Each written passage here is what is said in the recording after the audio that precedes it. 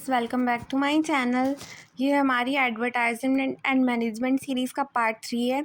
आई hope आपने part 1 and part 2 देख लिया होगा। आज हम डगमार अप्रोच के बारे में पढ़ने वाले हैं, तो चलिए स्टार्ट करते हैं। सबसे पहले जान लेते हैं ये डगमार अप्रोच क्या होती है। The DAGMAR model of advertising, an abbreviation of defining advertising goals for measured advertising result, provide a strategic framework for setting clear, measurable objectives in advertising campaigns. According to this model, advertising's overall objective includes communication, creating awareness, providing information, shaping perspectives about the product, and the influencing action. The main goal is to effectively communicate the desired message to the target audience. विज्ञापन का डगमार model मापे गए विज्ञापन परिणामों के लिए विज्ञापन लक्ष्यों को परिभाषित करने का एक संक्षिप्त नाम है, जो विज्ञापन अभियानों में स्पष्ट मापने योग्य उद्देश्य को निर्धारित करने के लिए एक रणनीतिक रूपरेखा प्रदान करता है। इस मॉडल के अनुसार विज्ञापन के समग्र उद्देश्यों में संचार, जागरूकता पैदा करना, उत्पाद के बारे में दृष्टिकोण को आकार देने वाली जानकारी प्रदान करना और कार्यवाही को प्रभावित करना शामिल है। मुख्य लक्ष्य लक्षित दर्शकों तक वांछित संदेश को प्रभावी ढंग से संप्रेषित करना है।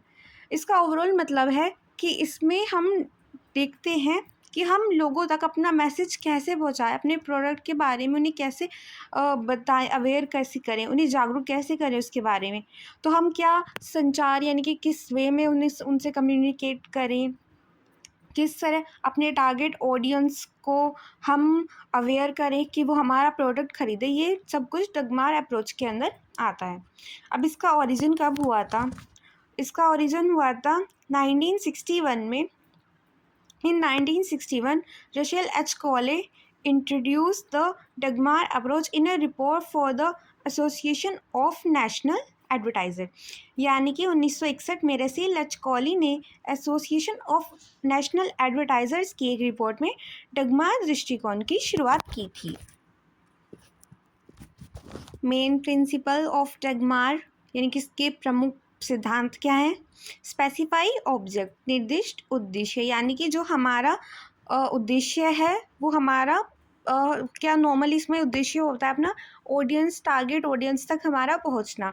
तो हमारा एक विशिष्ट उद्देश्य होता है और हमारा ध्यान उसी पर केंद्रित होता है।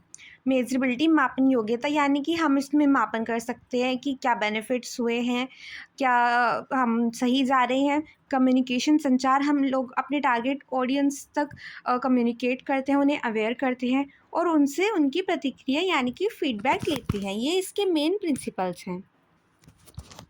एडवांटेजेस ऑफ डगमार, यानी कि इसके जो हमारे लाभ हैं। टारगेट ऑडियंस, लक्षित ग्राहक, यानी कि हम अपने टारगेट ऑडियंस तक जिन लोगों को हम अपनी चीज़ बेचना चाहते हैं या अपनी चीज़ के बारे में बताना चाहते हैं उन तक पहुंच बनाते हैं।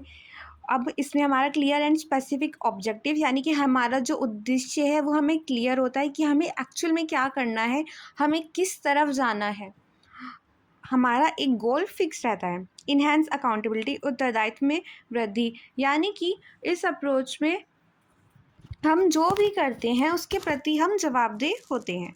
फोकस ऑन कंज्यूमर बिहेवियर, इसमें कंज्यूमर बिहेवियर के बारे में ध्यान रखा जाता है कि ग्राहक व्यवहार कैसा है, क्या वो हमारे प्रोडक्ट को पसंद कर रहे हैं या फिर वो किस एज ग्रुप, किस इनकम ग्रुप से बिलोंग करते हैं, ताकि हम उस अकॉर्डिंग उनको टारगेट कर सकें।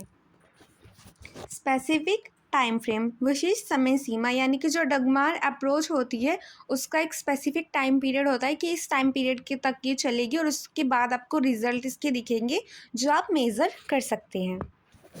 अब इसके लिए क्या चैलेंजेस हैं और क्या इसकी आलोचना यानी कि क्रिटिसिज्म है वो देखते हैं।